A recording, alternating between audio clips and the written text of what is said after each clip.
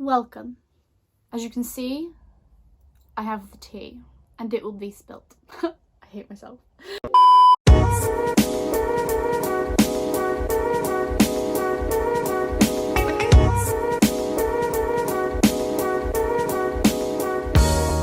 Hello everybody, welcome to today's video. This video is special in one of two ways. The first way is because it is actually my 100th video, which is absolutely insane. So this is my 100th publicly published video on YouTube, which is amazing. The second reason as to why this video is unique is because I am going to tell you today about something that completely changed my life. Like, the day that this person walked into my life, like, everything completely turned upside down. Today's video is a story time about my psychopathic friend in sixth form. And I'd like to disclaim that this person is not my friend anymore, and nor is she friends with anybody, like any of my friends anymore. I won't be disclosing any details about her or anybody in this story who I haven't explicitly asked that I can use their names and their details. So everybody whose real names I'm using, I've asked them permission, and anybody who I haven't, then their details aren't going to be in there. I'm not looking for you to hunt this person down and kill them or whatever. That's just completely stupid. I just want to tell you about this crazy, insane, life-changing experience I had being friends with this person, and how she completely wormed her way into all of my friends' brains, including mine, and completely tore us apart from within, and we completely trusted her, and she just ruined our lives. And that sounds so dramatic, but it is exactly what happened. This video is to educate and not to slam or slander or expose, even though I'm really exposing some people here, but I'm not going to name anyone. It's not to expose, it's not to slander, it's not to drag anybody down. It is purely to educate what it's like to have someone in your life that manipulates you and who lies to you and just generally be a fucking psychopath. That's the tea, sis. So in preparation for this video, I have got with me my laptop, which on it has a 5-page document of everything that has happened.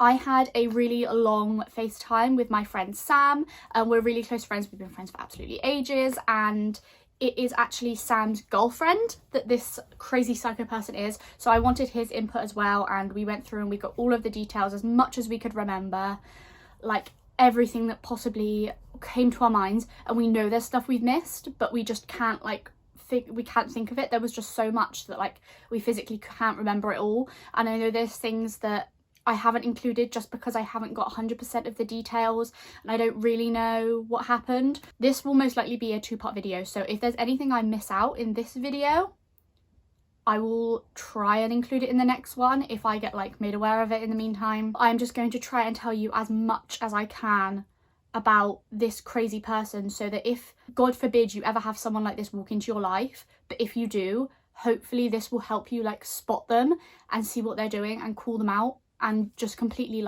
remove yourself from them. Don't talk to them, don't go anywhere near them, because they are horrible people. People like this you just shouldn't associate yourself with them, because they will ruin your life, and they pretty much ruined mine at the time. I've got a great life now, I'm chill, everything's fine. Nothing's ongoing at the moment, everyone's kind of moved past it, and I've been wanting to film a video like this for a really long time, and it's just not been the right time until now. I mean, not everything's always fizzled out, some things are still happening, but that's why it's kind of funny, ironically. Oh, I want to say this, but I want cookie. When I say she's a psychopath, she was never actually she's never been diagnosed with anything, but you will see with what I tell you that she is not normal. There is something wrong with her. And we don't know what it is. We're not bloody psychiatrists, we can't diagnose her, we're not doctors, but we like, from a human to a human, there is something not right with this girl. She's crazy. So I'm going to go through this in a chronological order as much as possible. Me and Sam went through and we got as many like dates and times roughly as possible, but some things that happened were just so like, we just couldn't really pin them down. You have to understand that in sixth form it was just such a weird time anyway. I had other stuff going on with my ex, which if you want a story time on that, I will 100% do one, because that is a whole story in itself. So it's just kind of like this big jumble of mess. So we try to put it in chronological order as much as possible. Basically, I'm not going to name this girl. We're going to call her like Sharon. Let's call her Sharon. So her name is not Sharon, obviously, it's an alias, but you know. Sharon met Sam, my friend Sam, in January of year 12. So that would have been 2017, I think. And Sharon had moved from her old sixth form, which she'd done like her first term out and didn't like it, didn't get on there. So then she moved to our sixth form, which was the sixth form attached to our secondary school, which neither of which I'm going to name. And she ended up in Sam's psychology class, and new girl in school. Sam had recently broke up with his ex, you know, needed something else. Fair enough. He started like talking to her, they started getting on, and eventually they got together and they were an item. And us being Sam's friends, so by us I mean me and the rest of my friends and Sam's friends, just kind of accepted that that's who she was. You know, she was just Sam's new girlfriend, and you know, if Sam was happy, we were happy.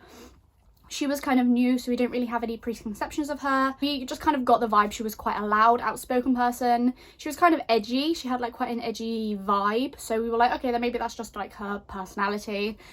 Didn't really like smell anything fishy.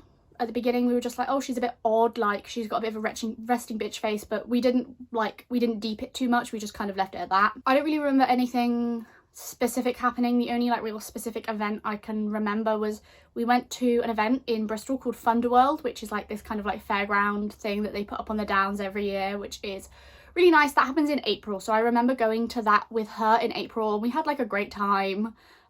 Sam's really scared of roller coasters and rides, and we like took him on some, which was really funny. But yeah, we had a really good time all in all, and yeah, we just thought she was just like another like part of the gang now. She gave us no reason to like distrust her. She was just being lovely. She was a bit different to the rest of us, but just part of life. So that was basically like from January of 2017 to summer 2017. We had like that summer. I don't really remember what happened much that summer. Oh no, I know exactly what happened that summer. That wasn't a great summer for me. And then the main problem started when we got into year 13. Basically, like, some not great stuff had happened for me over the summer. I didn't have the best time, so I was kind of a bit up in the air. Sharon had basically had a cheerleading dance accident at some point, and she'd broke her wrist. They didn't diagnose it or something, and then something went wrong, and she'd had like ongoing problems with her wrist. So she was in and out of school a lot for like hospital appointments, physio appointments, things like that. But she kind of took it as like a card, like a free card, like to just sort of skip classes when she wanted, and like if she had an appointment in the morning, she just wouldn't come in all day, which is like, you know, some people do that, but she really took advantage of the fact that she had medical problems. And I think it's important to note that she drove before us because she was in the year above, and she came back down, resat the year, and then moved to our school. So we thought she was really cool because she like drove before us. So we kind of like, we got on with her. She did like nice things for us. So we just kind of, we got on, even though she was a little bit like boisterous. The incident I remember that was the first like incident that things kicked off was on Sam's birthday. They were driving home from a family meal, like Sam's birthday meal, and they were sat at some traffic lights, and she stalled when the lights changed to green, and the car behind her drove into her, which is really obviously really unfortunate and really like, you know, a really traumatizing time. You know, you don't want to be crashed into. So she said that she had really bad whiplash, which is fair enough, you can get whiplash, but Sam was like stiff, but he wasn't saying he had whiplash, he was saying he was fine. And I don't know whether that was just Sam being like, no, I'm fine, and actually really hurting, or whether he was okay and she was overplaying it. Looking back, I feel like it's more realistic that she was playing it up and Sam was just kind of like a bit achy, but I don't know. He didn't bring that up when he looked at the document, so So she got a load of insurance money and she got injury compensation too. So that kind of like sorted out, that was fine. She had like a couple of like arguments with the lawyers or like the guy that questioned her or something, but she blew all this money like drinking and partying and buying new shoes and nice clothes, and she basically ended up with none left to pay for her next car insurance, or something that she needed to pay for she couldn't pay for, or she ended up with like no money after she paid for insurance or something. And then she constantly asked her mum for her child support money, which I think is really out of order. Like, blowing all of this money that you've just got from insurance, just blowing it, and then asking your mum for her child support money and her child benefits. I think that's kind of out of line. Anyway, there was her other friend who was her supposed best friend at the time. Let's call her Jasmine. Basically, Sharon told Jasmine that she had an accident in her car, and apparently Jasmine's first response was to just laugh. And I don't know whether this was a friendly laugh or whether it was a really hostile laugh. I only got Sharon's side of the story, which was that she basically laughed in her face, and like when Sharon told Jasmine the details, Sharon made out that Jasmine was really malicious about it.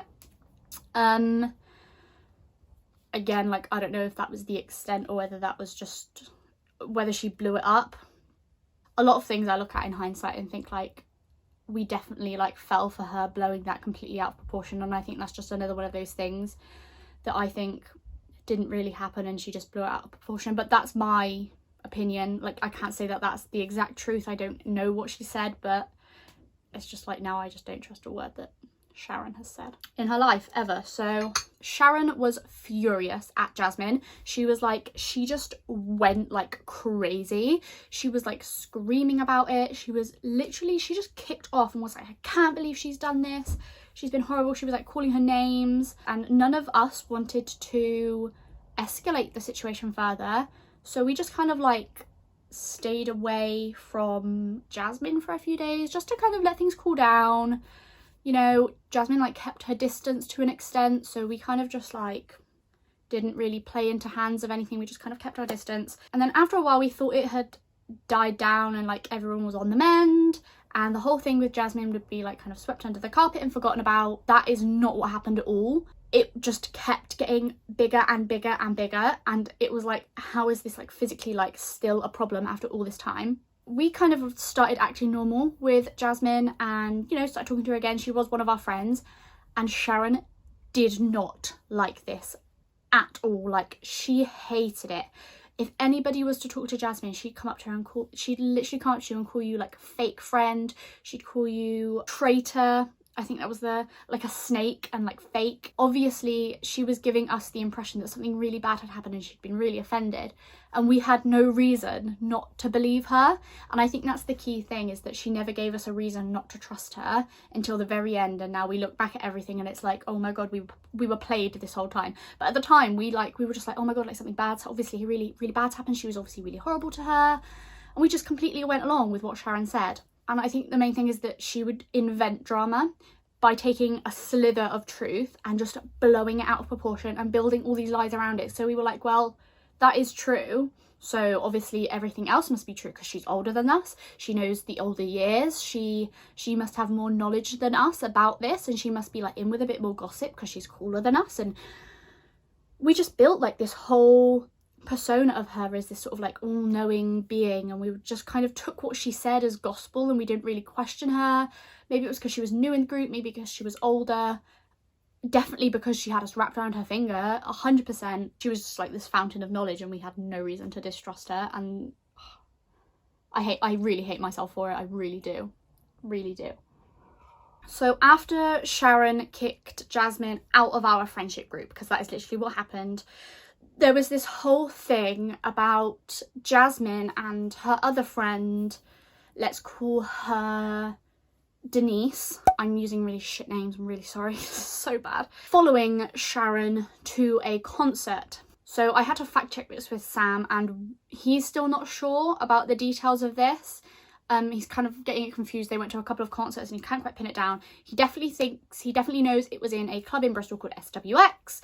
If you know the layout of SWX, this will make it a lot like clearer for you. If you don't worry, it's not integral to the story, I will explain, but like just for anyone who knows the area, that is where it happened. We can't remember who they were at a concert watching, but what Sharon told us was that Jasmine and Denise basically like blocked her in by standing on the stairs, like the slight balconies at the side of the main dance floor, and basically watched them all night. Now, Sam says they did stand there and like they just stood there all night, kind of like watching them and looking at them, and he felt like really like, what the fuck? But what he never said was that they never blocked them. They were never in their way. They just kind of stood and watched. One detail that I really clearly remember Sharon telling me was that they physically blocked their exits, which was, I was really confused, that I thought it was somewhere else. I don't know, it just, in my brain, it just doesn't, obviously it doesn't add up because she fucking made it up, but she was really adamant that they kept walking to like the stairs and blocking their way out, and they had no way to get to the smokers area or no way to get to the bar, and like they kept like moving and blocking their way, and like that I really clearly remember that, and I said it to Sam and he was like, they never did that. So definitely that was made up. So then there was a really big kick-off about this in school. Sharon made complaints that they were stalking her. I remember her using the line, they don't even like, I thought it was the Sherlocks. I thought she said they don't even like the Sherlocks. They don't even like whoever it was that were playing. They were obviously there to stalk and intimidate me. And I was like, wow, that's crazy. Like at the time I was like, oh my god, like how horrible, like I can't believe people could be like this. Little did I fucking know that it was Sharon that was being like this. Oh my god. Obviously that statement was completely ridiculous in hindsight and made up. Even if they were there and they were like watching them, she blew it out of proportion. It wasn't a complete lie, she just blew it out of proportion, and that's just like the thing. Like she doesn't outright lie and just say like a complete flat lie. She'll build on the truth with lies, and that's why everything's blurry and you can't really pin down what she's telling the truth about and what she's lying about. And we just took everything as the truth. That's why we just kind of accepted what she says as gospel, and we just were like, oh my god, this is horrible, I can't believe they did that to you. The next thing was that Jasmine and Denise were stalking Sharon at work. Me and Sharon both worked in a local shopping mall, just like near us, and I worked in Build-A-Bear, which was about 4 units down from where she worked. And I'm not going to say the name of where she worked. She'd like sometimes come in and see me, like just before she was starting work, but I started work a little bit earlier than her, and this was like after school on weekdays. Basically Sharon would come into my work sometimes and say that Jasmine and Denise were stalking her at work, and that they were like loitering in her shop and like standing outside and looking in and watching her, taunting her, walking past and laughing. And now I want to really like press that I never saw this happen. Even though I was 4 units down, I couldn't physically see her her shop because it was round a corner, so I never saw this happen, but I did see Jasmine and Denise walking around the mall some nights. And when Sharon said like, oh my god, they've been stalking me, I was just like, well, obviously that's what they're doing in the mall, that's why I see them. And obviously they're stalking her, and that's just like a horrible thing. I can't believe they're doing that. Looking back in hindsight, they always had like a Mackey's or a drink, or they, you know, had like a shopping bag. So in hindsight, like they might have just like made like a regular thing of going to the mall after school. It wasn't far, like you could drive there in like 10 minutes and just, you know, getting a Mackey's, having a wander and then going home. Like it was something that that people did. We work in the mall, you're going to see them. Like I saw them, she saw them. And maybe it was just that. Maybe they did taunt her, obviously I never saw. But it's just one of those things that's been put into complete doubt. Like I genuinely just, you know, I really suspect that they were just there for like a drink and they kind of like looked in and were like, oh no. Like you would if you knew someone that worked in a mall. But again, that's my opinion. I will never know the truth of that because never saw it happen. Wasn't there firsthand, and I don't trust a word that Sharon says. So this was ongoing. This like kept happening. She kept talking about Denise and Jasmine and how they were stalking her. And like this went on, and all of our friends kind of like pushed away from them, except for some of the boys who kind of kept talking to her, like kept talking to Jasmine and Denise actually. They kept talking to both of them. But Sharon didn't really care about the boys. It was more about like girls and having girl code and stuff like that. So then there were 2 other people that she pushed out of our friendship group. So we'll call them Maddie and Belle. So Sharon then forced out 2 other girls from our friendship group. So we're like few numbers now. The first thing happened with the girl called Belle. She was dating one of Sam's friends, and one of my ex's friends, who we'll call Frank. Belle was dating Frank, and she was in the year below us. So she was in year 12 at this point, and we were in year 13. And she was like a summer baby, so she was born in like July or August. So she was like almost 2 years younger than Frank, and a year younger than us, 2 years younger than Sharon. She was a bit immature, especially for her age. She did some things we were kind of like, she just kind of acted like a bit childish sometimes, and like kicked up a fuss and threw a bit of a tantrum in front of Frank and stuff. But Sharon threw this so out of proportion that it's literally ridiculous. Like, I can't even. Belle had like a very specific fashion style. Wasn't particularly like, it wasn't bad at all. Like, I'm not saying that at all. I don't know how I'd describe it, but it was very specific. I would never want to judge on anyone's fashion choices. Like, you can do exactly what you want, express yourself however you like. But Sharon absolutely had none of this. She fucking hated it. She literally, day in and day out, I remember sitting in the computer room and Belle would walk in and Sharon would be like, oh, look what she's fucking wearing today. And I just kind of be like, hi, yeah. You just kind of brush it off as just them being like, oh, shut up. Like, you're obviously just like taking the piss out of your friend, which is just what we took it as at the time. But like in hindsight, she was just being so mean. Like, and sometimes you go, oh, come on, Sharon, like that's a bit harsh. You can't, you're like, just like, don't say that, that's a bit mean, sort of like, you know, as you would as a friend. But I am really ashamed. Like, I really hold myself to the fact that I just never really spoke up against her, and you just kind of let it happen. And I'm really ashamed of that. And I didn't realise at the time, but I was actually really fucking scared of her after everything she'd done to Jasmine and to, can't remember the other one's name that I gave her, what was it? Denise, and everything that she was now doing to Belle, and just kind of the way she spoke about people that had crossed her path in the past.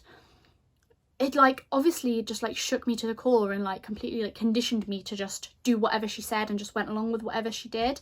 And I was like naive. I was only like fucking like 17. After everything that had happened with everyone else, I didn't want the same thing to happen to me, and I didn't want to fall out and be shoved away from my friends, especially after what had happened in the summer between year 12 and 13.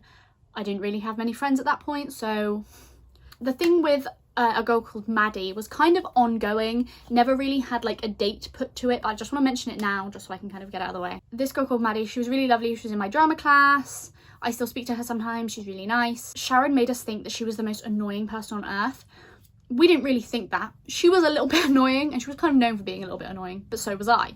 Whatever. Sharon made us think that Maddie was like the most annoying person on earth. And the way she did this was that every time Maddie did something that was like a bit loud, or she was joking about in a bit of a childish way, you know, kind of just mucking about, throwing yourself around, like she was a drama student as well. It's what we do. Sharon would be like, oh my god, she's so annoying, just like mutter under her breath and be like, oh my god, shut up, like, ugh. I think it was the fact that that became annoying to us, that we found her annoying in like a weird psychological way, and like the fact that it just kept being brought to the forefront of our attention that she was being annoying made us find her like a little bit annoying as well. Because of all of this and the things that Sharon was saying, she just blew it out of proportion, and like eventually she didn't want any of us speaking to her. And Maddie was really close with Sam. They'd been friends for years. They lived really close. They hung out a lot. Sharon hated this. She always thought that Maddie was like trying to be with Sam, and like it was all just like a big hoax, or just, oh, she just blew it out of proportion. Obviously none of this was happening. They were just friends. She was just acting normally, but she just blew it out of proportion, and she basically like pushed her away. And something happened, and I can't remember exactly what it was, but it made Sharon say that she was cutting off Maddie as a friend. Now this phrase will come back in several places in this story. And after she was cut off as a friend, Maddie was not allowed to come anywhere near any of us. If she came down our end of the computer room, or if she came and sat next to me or next to Sam or next to some of our other friends, even if she didn't like speak to Sharon directly or like communicate with her, Sharon would be fuming, like, you can't come and sit with my friends, you can't talk to my friends, they're my friends, not yours. And she was just really territorial. For this reason, we weren't allowed to talk to Maddie, and you know, everything was kind of on rocks. So we kind of spoke to her sometimes, but like sometimes a bit of a nightmare. Okay, so back onto the thing with Belle. There was always this back and forth hatred between Sharon and Belle. I think things really kicked off when Sharon went into hospital, and me and Sam can't really remember why she was in hospital. We don't know whether she was sick and had something wrong with her kidney, or whether it was in for something to do with her hand and she was really ill, but I remember she was like throwing up and I can't remember why. But me and Sam, one day after school, neither of us drove, we got the bus to the hospital, we went to see her. Sam stayed a little bit longer and I had to get home because I had loads of revision to do, I remember. And I got on the wrong bus home and ended up in fucking Avonmouth, and it was an absolute nightmare, and I cried and made my mum come pick me up. It was just, I was having a stressful time, obviously, at this time in my life, so that was funny. Anyway, as far as I know, me and Sam were the only ones that went to visit her.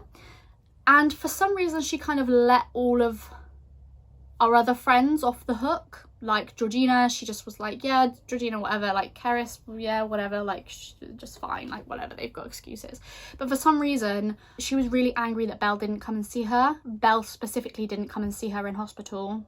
But yeah, and then there was a phone call involved with another one of our friends who still is dating Sam's friend. She's really lovely. Let's call her Frances. Why am I so bad at naming people? As far as me and Sam remember, there was a phone call with Belle or a phone call with Frances, between one of those people and Sharon, and someone said that someone didn't handle something well or something like that happened, and so much stuff kicked off, and I just don't know what happened, but everything just kicked off. This is how like crazy it got. Like me and Sam, who were like in the middle of this, don't even know fucking what went on because we weren't told the truth, and things kept getting changed, and what kept getting said kept getting changed, and it was all hearsay and nobody knew what the fuck was going on, but everyone was angry at each other and everyone was getting upset and nobody knew what was going on.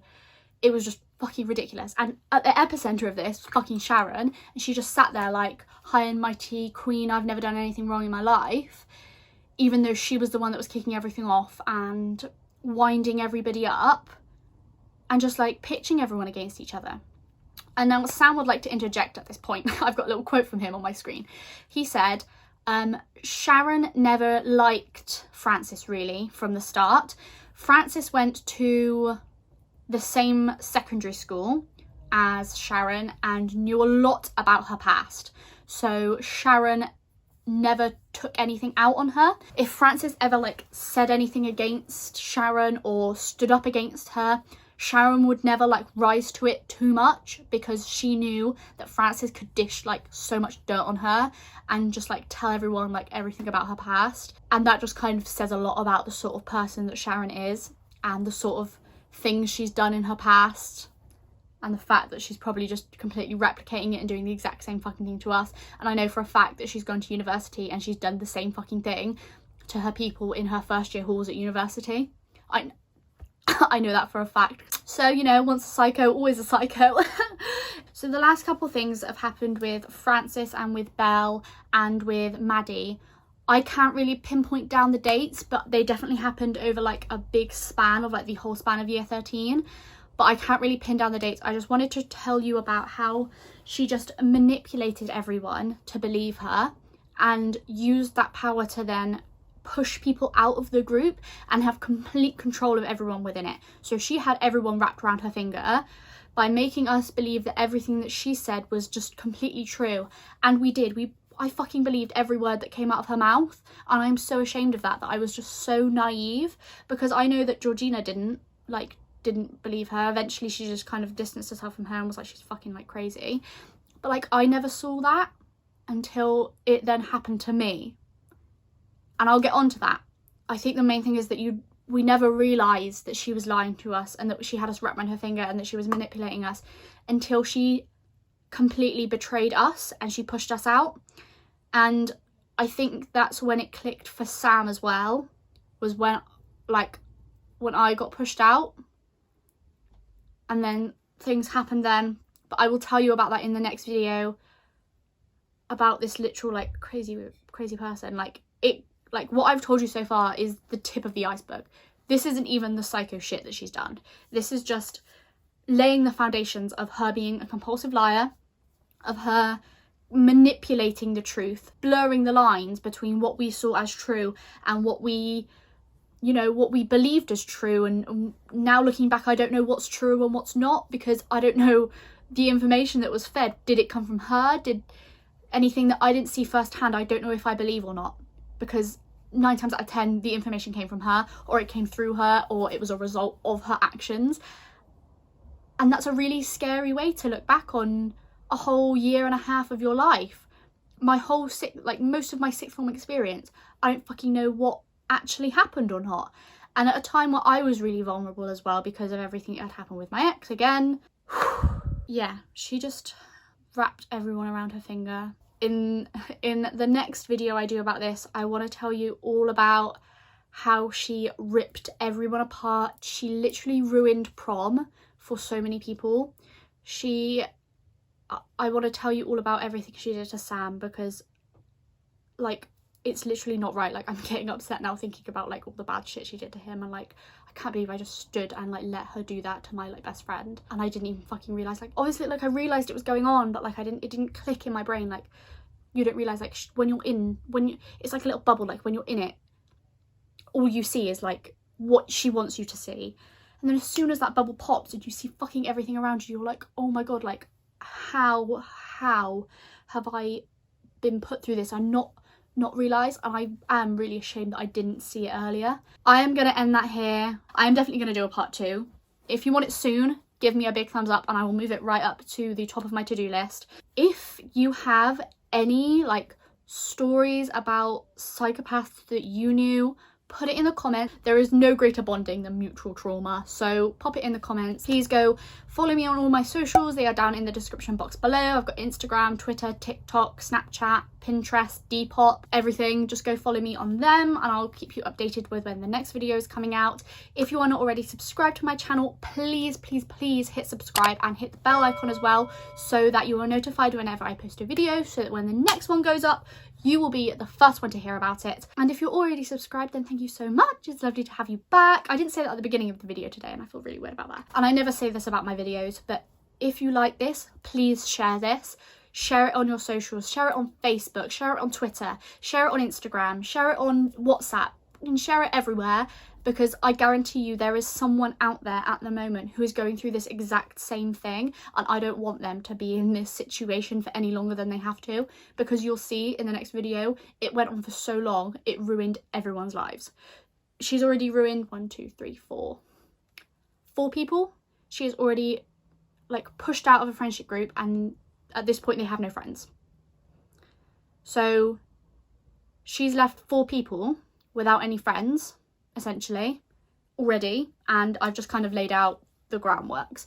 She then goes on to ruin so many more lives. Like, I don't even like, I can't even describe to you how crazy it was. So please share this video, not for me, but for anyone else out there who's stuck in this weird like toxic relationship, friendship, whatever, with anybody who's manipulating them. Please, let's educate. Thank you guys so much for watching. I hope this was educational to you, informative, interesting. Fucking the tea's been spilt, even though I have half a mug of tea left. That's gone cold. I will see you again next week in another lovely video, and if the next part to this video is already up as well, I will see you in part 2. Bye bye.